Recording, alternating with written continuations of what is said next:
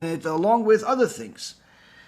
Now, the good thing is that when you speak out against things that are forbidden, whether it's the things that we've mentioned, like the idolatry in wigs, or the heretical speeches that different rabbis or so-called rabbis give, and other types of corrupt business practices, when you speak out against it, the good thing about it is that whoever is looking for the truth has a place to hear it, has a source to rely on, has a place of truth that they can say, oh, I knew there was something wrong, but now I have the stamp of approval that what this is wrong and I need to run away from it.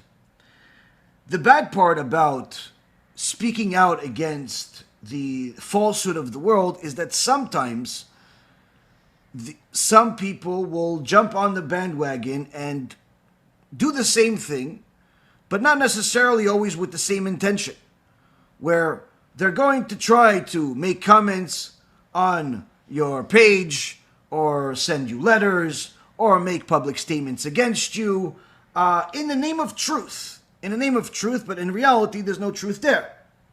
So it's important for us to know that anything that we say, we're going to have to either pay for it or get paid for it.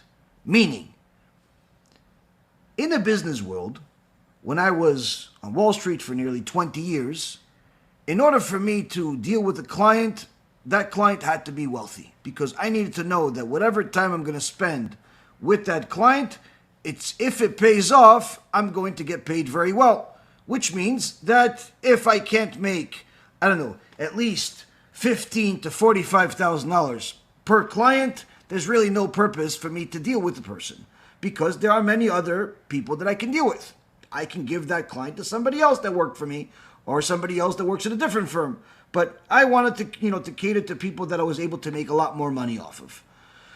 Now, that meant that if I'm going to spend an hour talking to you, I was expecting to get paid between $15,000 to $45,000.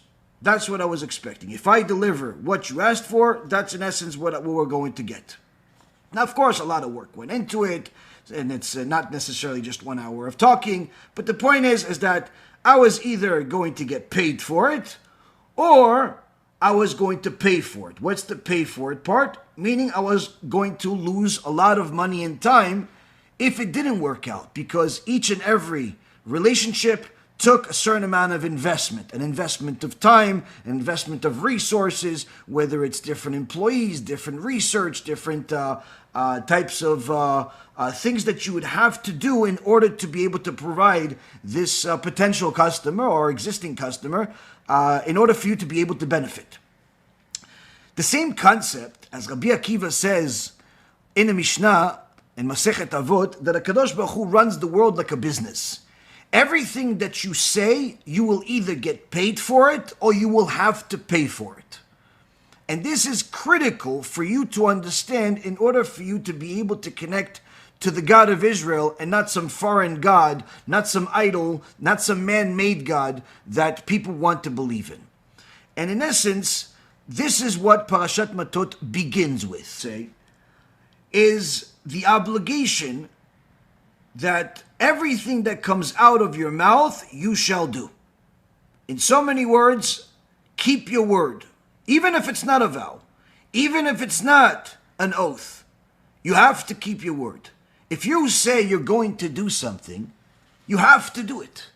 And if you don't, not only is your reputation going to get hurt, not only is your word going to be considered useless and immaterial, but worst of all, there is a judgment in heaven that's awaiting such people that do not have word. Why? Because one of the greatest blessings that HaKadosh Baruch Hu gave us is the ability to speak. And the Kaf HaChaim asks, speaking is a very big thing. That's how we pray to Hashem. That's how we we learn Torah. That's how we teach Torah. It's a very big thing. Why is it that we don't have a special blessing that we do in the morning for speaking? We have a blessing in the morning for waking up. Hence the reason why a person that speaks lies, a person that speaks heresy, a person that speaks idolatry, a person that speaks slander, is not only using the greatest tool that HaKadosh Baruch Hu gave a human being, needless to say a Jew, not only is he misusing it, not only is he disrespecting it, but he's actually using it for the opposite reasons of what it's supposed to be used for. So Moshe Rabbeinu tells Am Yisrael, Kekol hayotze mipiv yaseh. Whatever will come out of his mouth, he shall do. Many times say you have to give tzedakah. They think, oh yeah, the rabbi wants money. No, it's not that. You're not understanding. The rabbi, as great of a tzaddik as he is, his blessing can just take you so far. That blessing needs fuel. What's the fuel? You taking on a mitzvah. When you take on a big mitzvah, that gives the blessing of the rabbi fuel to get first-class treatment in the Bet Din of Shamayim. You don't take a mitzvah on, you're relying completely on the power of the blessing. More times than not, those blessings are not even going to reach the ceiling. Why? Because again, HaKadosh Baruch Hu has many people praying to him every single minute. You want something supernatural, but you're not even willing to take on what you're obligated to do. Why should Hashem do something supernatural for you? So Rabbi Netaneli, and as I give anything, his family member died. Another time, not too long ago, somebody contacted me and said, listen, we want blessing. We know that people that do kiruv, they have a special place in Shamayim, higher than anybody else. Some blessings you've given in the past worked, so we want a blessing. I said, okay, this person has to do certain mitzvot. They have to keep Shabbat. They have to eat kosher. No, that's too much for them. I said, too much for them, don't waste your time. No, can't we just give a few $100s? I said, no, it doesn't work that way. Don't give anything. Don't give any money. This is not a grocery store. You want a blessing to work? You have to make a deal with Hashem.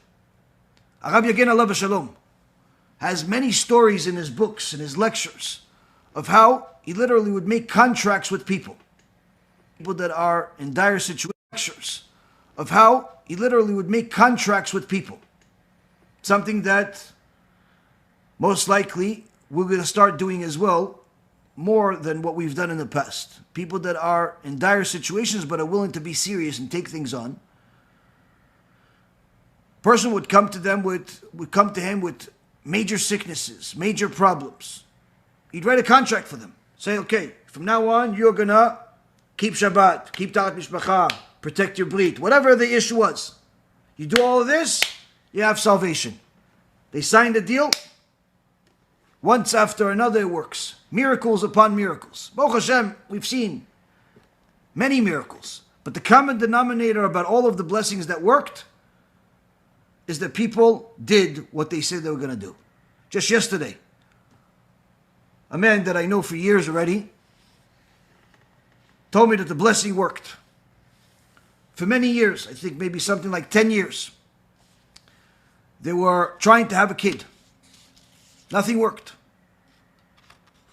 A few months ago, he told me about it.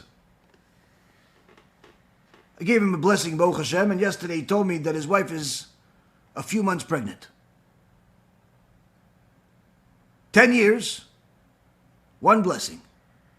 But the blessing wasn't just because the words. Rather, the words meant something. Because they were connected to something that would give it fuel. Many times people are so glued and addicted to the fuel, addicted to their money, addicted to their lifestyle, addicted to their lives, that they're not willing to give it up. And therefore it doesn't work.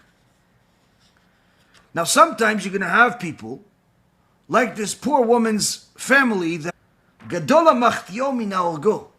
Rabbi Shimon Bar Yochai says, someone that causes another Jew to sin is worse than a murderer, because that's how the Torah treats him. A murderer gets a certain punishment. But someone that causes other people to sin, there's literally no end to their suffering.